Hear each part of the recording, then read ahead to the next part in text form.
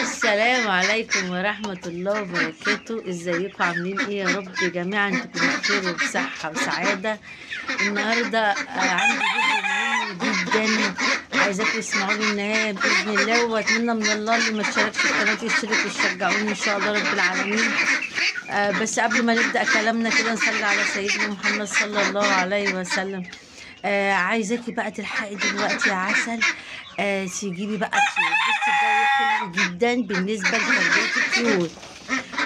في ناس كانت سالتني الارانب مين نجيبها دلوقتي، هاتي بقى دلوقتي على يعني الضامن هو الله. دلوقتي من دلوقتي كده التوقيت ده حلو جدا جدا جدا في تربيه الارانب للناس اللي عايزه تربي ارانب. لان لما كان في حد بيسالني في الحر من شهر 6 و7 وكده كنت اقول لهم لا وقفوا. ليه؟ لان في ناس ما بتعرفش تتعامل مع الارنب في عز الحر، لانك انت لازم كل ساعتين بتغطسه في ميه وتطلعه، محتاج شغل كتير، ومش اي حد يعرف يربي ارانب في الحر، انها متعبه جدا في الحر. لان هي طبعا هي معروفه ان الطيور ما عندهاش قناه عرقيه، لكن الارنب بالذات الحر بيقعد عنكم بيقضي عليه يعني، الا اذا بقى عرفتي تتعاملي معاه وتعرفي تربيه صح. دي حاجه. تاني حاجه اللهم صل على محمد. ثواني. تاني حاجه الطيور دلوقتي يا جماعه في التوقيت اللي احنا فيه ده تربيتها اسهل من الفتره اللي عدت، فاللي عايز يجيب دلوقتي. دلوقتي هتقولي الاسعار علت شويه، اقول لك هي علت شويه ولسه هتعلى تاني، لان داخله انت السر بقى ان انت داخله دلوقتي على مواسم. كتجار او كناس مربيه بقى في البيت بتحب تربي في التوقيت ده علشان تعين بقى. ما انت في مثلا هتجيب فراخ دلوقتي، الفراخ عشان تكبر معاكي بقى وتبقى زي الفل مش هتقل عن 90 يوم. ما انت دلوقتي راجع فاضل له كام يوم، يعني انت دلوقتي 9 خلص 10 و11 و12 90 يوم. طيب انا دلوقتي بقى الناس بتعمل حسابها من دلوقتي، عشان كده الطيور مش هترخص، يعني الكتاكيت مش هترخص دلوقتي. لا تكوني مفكره انها هترخص. الحقيقه هاتي شويه على الاقل تملي بيهم تلاجتي، يبقى عندك موسم. اللي بيودي مواسم لحد رجب بيبقى في ناس بتصوم فيه بتحب تاكل فيه اكله كويسه، الحاجات دي كلها. فرجاء زائد بقى مثلا ايه لما هتجيبي دلوقتي هيوفر معاكي، يعني تبقى عملتي بقى ايه، ادخرتي حاجه كده للزمن زي ما بيقولوا كده، حاجه للزمن. يعني ايه؟ يعني دلوقتي بس هيبقى داخل عليه رجب شعبان رمضان، كل سنه وانتم بخير وتعود عليكم كلها الايام بخير.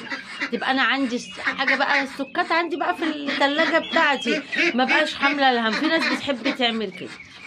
فده المفروض اللي انت تعمليه دلوقتي، المفروض تعمليه دلوقتي ان انت تعملي حسابك لبكره. ده الحاجات اللي احنا المفروض نعملها الفتره دي. يعني المفروض ان احنا نستعجل ونلحق نجيب. اللي عايز بقى يجيب ارنبه يجيب ارنبتين على حسب ما بيحب يربي. واقول لكم تربيتها سهله جدا على فكره، بس في الحر اللي بيعرف يتعامل معاها. يعني انا عندي اللي يعرف يتعامل معاها، لكن عامل زي الوز ما ترباش في الحر برضه الا الناس معينه خبيره فيه وفاضيه بقى. من الاخر لازم تكوني فاضيه. ليه؟ لان يا جماعه احنا ما بنشغلش مرار للطيور، فبنعمل ايه؟ بنغطسهم بقى في الميه، بنقعد نبخ بخاخات عليهم بالبخاخه بحيث ان احنا ايه نحافظ عليهم وعلى صحتهم. لان الحر ده احتباس حراري رهيب جدا بيفطس الطيور بعيد عنكم. فعايزاكي بقى تلحقي دلوقتي تجيبي، داخلين على الشتاء. هتجيبي ايه يا بنتي يا بطه بقى؟ احلى نوع تجيبيه اللي عايز فراخ عشان تبيض يجيب الفراخ البلدي دي. عايز بقى فراخ للتربيه للتسمين يجيب الساسو. تحفه. انا عندي الساسو تحفه، اوريهولكوا برضه بس حطاه في بلكونتي. الساسو حلو قوي، هطلعه اليومين الجايين ان شاء الله. في عندك الهجين اللي هو بقى عايز يربي ديوك بقى وفراخ تسمين زي دي كده، ده الهجين. في انواع كتيره جدا، واللي عايز يقول لي يعرف منين اقول له. اهم حاجه بقى من كل اللي انا بقوله ده ان انا اكون جايبه سلاله تكون شاده حيلها معايا. السلاله من مكان ما يقولك على حاجه. في اليومين دول كتاكيت بتتباع على الرصيف، كتكوت ب3 جنيه و4 جنيه و2 جنيه ونص وحاجات كده. الكتكوت ده مش بيعيش يعني في ناس يا عيني بتجيبه على انه رخيص وفكرها ان دي شطاره. لا، مش بيعيش، ده بيجي يموت. يعني ليه؟ سبحان الله، سلالته وحشه جدا، وده بيحصل في المواسم اللي زي دي يعني. لكن انا عايزه اربي بقى سلاله حلوه تعيش معايا، لازم اجيبها من مصدر ومكان موثوق فيه. اللي عايز يقول لي وانا اقول له يجيب من اي مكان. في شركات حلوه جدا جدا، الانتاج بتاعها حلو قوي، بيزيد معاكي بسرعه جدا، ونسبه الموت فيه ضعيفه جدا. يعني ان يحصل حاجه في الطير دي نسبه ضعيفه جدا. فدلوقتي بقى نلحق نجيب، لان الاسعار هتزيد لا محاله. كل ما بتقربي على موسم كل ما هتلاقي الاسعار معاكي بتزيد. بس ان انتوا بتعملوا اللي بقول لكم عليه.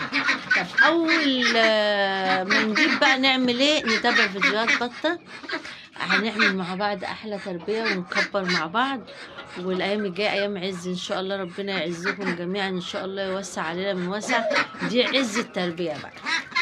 اتمنى بقى ان انتوا تلحقوا تجيبوا. يلا بقى نبتدي مع بعضنا الايام الجايه. مش هطول عليكم الفيديو ده، هعمل فيديو تاني ونتكلم فيه كلام كبير. وتابعوني بقى واسيبكم في رعايه الله وامن. السلام عليكم ورحمه الله وبركاته.